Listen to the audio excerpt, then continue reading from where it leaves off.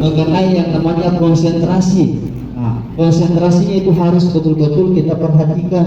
Biasanya kalau kita anjurkan pakai 20 mili, kita pakai 40 mili bahkan 50 mili yang disebut Bapak tadi, itulah yang nanti mengakibatkan yang namanya resisten. Jangan sampai seperti di Enrekan. Di Enrekan ini sudah profesor penyerap yang namanya pestisida di sana, khususnya Kangketa, kemasan yang 250 gram di daerah Enrekan Sulawesi Selatan itu cuma 2 kg. Nah, seperti ini dia. Kalau 1 sendok 2 sendok sudah tidak ada artinya di sana. Jadi kalau bisa di sini wilayah Tarakan atau Kaltara diusahakan meminimalisir yang namanya penggunaan pestisida, tidak usah penggunaan terlalu banyak. Contohnya pada saat penyemprotan kita pakai 4 sendok, itu terlalu banyak, terlalu berlebihan. Ya seperti itu. Nah, bagaimana cara meminimalisir yang namanya pestisida? Kalau di awal kita pakai hanya setengah sendok saja Pak, tidak usah terlalu banyak dulu. Kemudian ketika sudah ada yang namanya hama, pakai 1 sendok seperti itu. Tidak ada lagi hama, pakai lagi setengah sendok.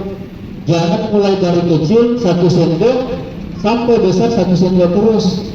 Jangan seperti itu ya. Saya minta tolong. Memang saya di pestisida kerja, tapi saya juga punya orang tua dulu pengguna yang namanya pestisida. Bisa lagi dibelikan ikan, dibelikan beras, dibelikan lagi pestisida.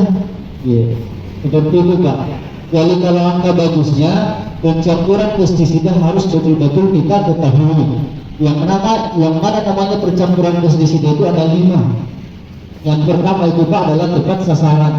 Jadi sebelum kita ke lahan mau cabai, mau padi, mau tomat, kita ke lahan dulu, perhatikan yang namanya tanaman Narua Ranasaki atau Narua Rakahama. Tapi biasanya saya lihat biar hama yang serang dibilang penyakit. Penyakit yang serang dibilang juga hama. Yang pertama adalah tepat sasaran. Jadi kelaman dulu perhatikan yang namanya tanaman Kita bertanya dulu ke kawan kita tanya dulu. Atuan ini naruh kira ke hama atau masakir dia. Kalau seperti itu caranya bertanya di tanaman itu kita punya batang, kita lihat daunnya, kita lihat bunganya. Kalau ada bekas gigitan, ada yang terbang, otomatis ada hama. Tapi kalau tidak ada terbang, tidak ada bekas gigitan, kita lihat lagi daunnya. Kalau ada bercak merah, hitam, coklat, berarti itu dibilang penyakit Pak. Itu yang harus membedakan supaya untuk di daerah Kaltara itu tidak terlalu berlebihan menggunakan yang namanya pestisida Pak. Kemudian setelah itu yang kedua tepat yang namanya pestisida. Pada tepat pestisida kita harus mengetahui penyakit yang ada di dalam itu. Contohnya kita sudah mengetahui penyakitnya kalau tanaman cabai apa biasanya di sini Pak? Yang rontok itu patek. Apakah bahasanya di sini? Yang rontok buah cabai tak? Busuk buah. Nah, kalau misalkan busuk buah sudah diketahui bilang busuk buah, berarti racun penyakit yang kita siapkan, bukan hama. Setelah kita mengetahui lagi racunnya, harus lagi ditahu kira dosisnya dipakai Pak. Misal tangki, 10 mili, 20 mili. Harus diketahui itu. Tapi biasanya dipakai penutupnya Pak mau kecil besar yang penting penutupnya. Jangan seperti itu Pak. Kita lihat harus betul-betul berapa mil dalam 1 liter air kita pakai. Setelah mengetahui lagi racunnya, kita harus tahu lagi apakah pestisida ini bisa diaplikasikan pagi atau sore hari. Ya.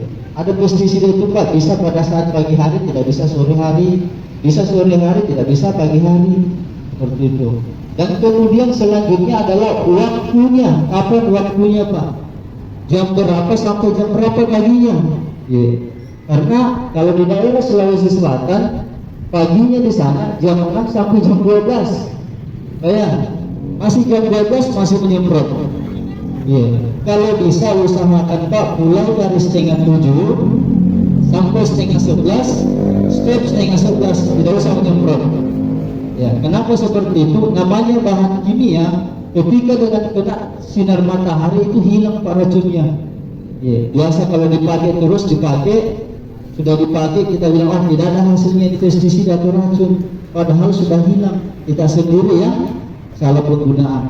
Kemudian kalau sore hari itu mulai dari setengah 4 sampai setengah 11 siang berikutnya itu. Tapi kalau malam tidak usah kita menyemprot. Ya, istirahat seperti itu. Untuk lagi hamanya, kalau hama yang terbang usahakan pagi hari. Ya, yang terbang Pak, saya ingatkan yang terbang itu harus pagi hari. Kalau yang ulat, contohnya ulat gerayat, ulat awet, sore hari. Karena kalau sore hari ulat gerayat itu namanya ulat nocturnal, bergerak pada malam hari. Jadi sore disemprot baru mau makan sudah jatuh dia Pak. Seperti itu. Harus dibedakan kayak jangan disemprot semprot mulai dari pagi sampai sore. Tidak ada waktunya. Usahakan juga Pak istirahat. Seperti itu. Ada yang mau ditanyakan Pak? Saya sebelum lanjut untuk pestisidanya. Ada Pak? Kalau tidak ada saya lanjut.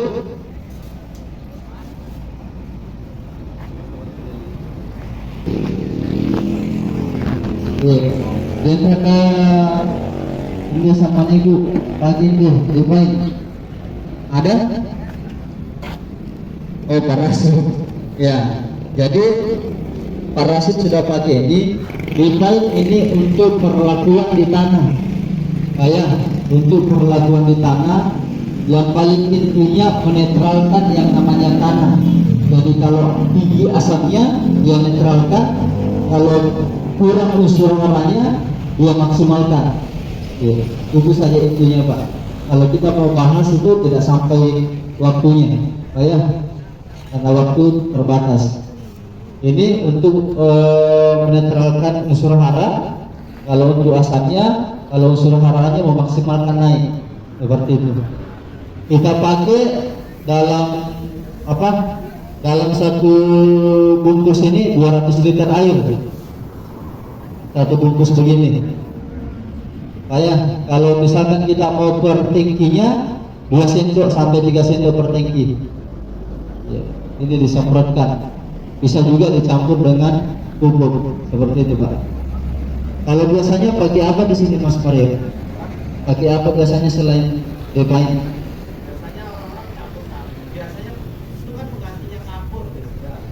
Penggantinya kapur biasanya Pak di sini. Ya, kalau ada yang pakai kapur tanah, lebih baik pakai ini, lebih enteng dia, seperti itu.